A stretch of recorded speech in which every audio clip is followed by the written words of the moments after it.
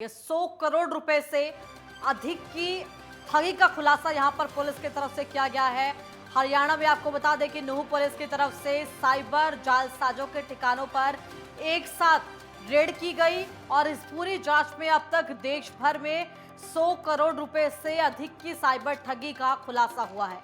ये महाठग फर्जी SIM card, आधार card इत्यादि देश भर के लोगों से ठगी करते थे। इन सब के आधार पर और फर्जी बैंक अकाउंट्स भी बनाए गए थे। फर्जी बैंक अकाउंट्स में राशि डलवाई जाती थी ताकि पुलिस इन तक ना पहुंच सके। इन जालसाजों में आपको बता दें कि हरियाणा से राष्ट्रीय राजधानी दिल्ली और यूपी से लेकर अंडमान निकोबार तक के लोगों को निशाना बनाया गया है। फर्जी सिम कार्ड, आधार कार्ड के जरिए 100 करोड़ रुपए से अधिक की ठगी को अंजाम दिया गया। इन साइबर ठगों के द्वारा देश भर में लगभग 28,000 लोगों तक इन ठगी को पहुंचाया गया इन ठगों के द्वारा। और यहां पर अभी तक के जो आंकड़े निकलकर सामने आए हैं वो 100 करोड़ रुपए से अधिक के हैं, जो कि आपको बता दें कि पुलिस की तरफ से रखे गए हैं सामने। 5,000 पुलिस कर्मियों की तरफ से एक साथ छापेमारी की गई, 102 टीमें बनाई गई और ये साइबर ठगी को लेकर हरियाणा के अंदर दूसरी अब तक की सबसे बड़ी कार्रवाई है। इसी के साथ आपको बता दें कि 14 गांव के अंदर 66 आरोपियों की पहचान की गई है। 7 से 11 दिन के रिमांड पर लिया गया है सभी आरोपियों को।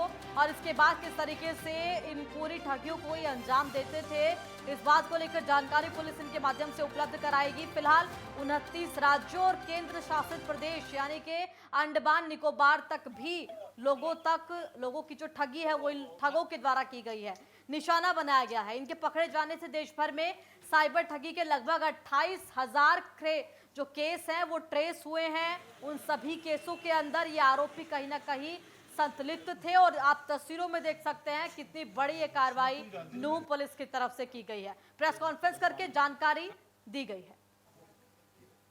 रेड के दौरान क्रिमिनल्स पकड़े गए, उसमें मेजॉरिटी मैं कह सकता हूँ कि 10वीं या उससे नीचे की इनकी पढ़ाई लिखाई है।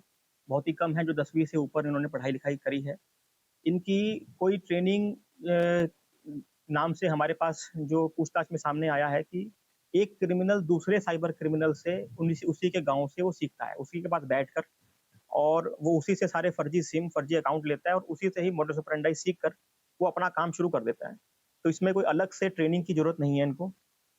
मेजरली जो मैंने आपको मोडस ऑपरेंडी बताया कि फिर ऐड अपलोड करना है, ऐड अपलोड करने के बाद कॉल खुद ब खुद आती है। मैक्सिमम जो तरीका वारदात है उसमें कॉल खुद ब खुद आ रही है, आपने कॉल अटेंड करनी है और आपने चूना लगाना है विक्टिम को। इसके लिए जो इनको जो ट्रेनिंग की आवश्यकता है वो इनके पीयर ग्रुप जो है, जो इनके साथी जो लोग हैं जो साइबर क्राइम कर रहे हैं इनसे पहले, वही इनको ट्रेनिंग दे रहे हैं। और इसी खबर पर ज्यादा जानकारी के साथ संवाददाता कासिम खान मेरे साथ जुड़ गए हैं। कासिम, फिलहाल किस तरीके से बड़ी कार्रवाई की गई है, 100 करोड़ रुपए से अधिक की यहां पर ठगी का खुलासा किया गया है पुलिस के द्वारा, और क्या कुछ अपडेट है, क्या जानकारी इन ठगों से अभी तक पुलिस ने निकाली है? विशाखा, अगर हम इस मामले की महाठगी की बात करें तो आज पुलिस कप्तान वरुण सिंगला ने प्रेस वार्ता कर जानकारी दी है।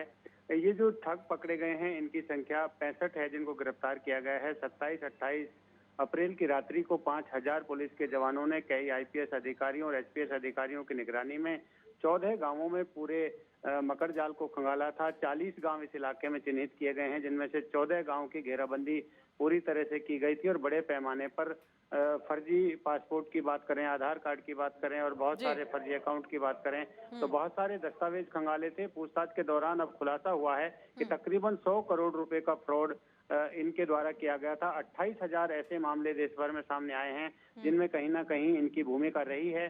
347 फर्जी सिम कार्ड मिले हैं, 140 यूपीआई अकाउंट हैं और 240 अकाउंट ऑनलाइन खोले गए हैं। पुलिस ने अब ऐसे मामले में 2 लोगों की पहचान की है जो फर्जी खाते बैंक अकाउंट में खुलवाते थे। 3 लोग ऐसे हैं जो कैश निकाल करके सीएससी सेंटर के माध्यम से देते थे।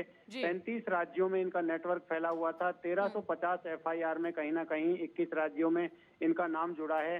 250 ऐसे सह आरोपियों की छानबीन या तलाश या पूछताछ में नाम सामने आए हैं जो पूरी तरह से भूमिगत हो गए हैं। और इसमें एक बात खुलकर ये सामने आई है कि राजस्थान राज्य के जो भरतपुर और अलवर जिले हैं उनमें जो मेवात क्षेत्र लगता है वो असली जामताड़ा साइबर ठगी का है और वहीं से ये लोग सीख करके इस काम को हरियाणा के नूंह जिले में अंजाम दे रहे थे। एक बड़ी कार्रवाई नूंह पुलिस के द्वारा की गई है। अधिकतर जो इसमें आरोपी हैं वो 10वीं पास या उससे भी कम पढ़े लिखे हैं। 9 लोग इसमें 12वीं पास या फिर ग्रेजुएट हैं। पीके अग्रवाल डीजीपी हरियाणा के द्वारा प्रदेश भर के 40 साइबर एक्सपर्ट नूंह जिले में भेजे गए हैं, जो नूंह पुलिस की लगातार मदद कर रहे हैं इन मामलों को खंगालने के लिए। तो एक बड़ी कार्रवाई लेकिन कही जा कासिम, सकती देखिए है। सवाल ये भी है कि जितनी बड़ी कार्रवाई हरियाणा के अंदर अगर हम देखें तो लगभग दूसरी कार्रवाई ये हुई है जहां पर एक साथ इतनी बड़ी संख्या में रेड की जाती है। और ये जो खुलासा किया गया है, ये ठगी नहीं बल्कि महाठगी इसको कहा जाएगा कि 100 करोड़ रुपए से अधिक के 28,000 लोगों की संलिप्तता इन आरोपियों तक रही है।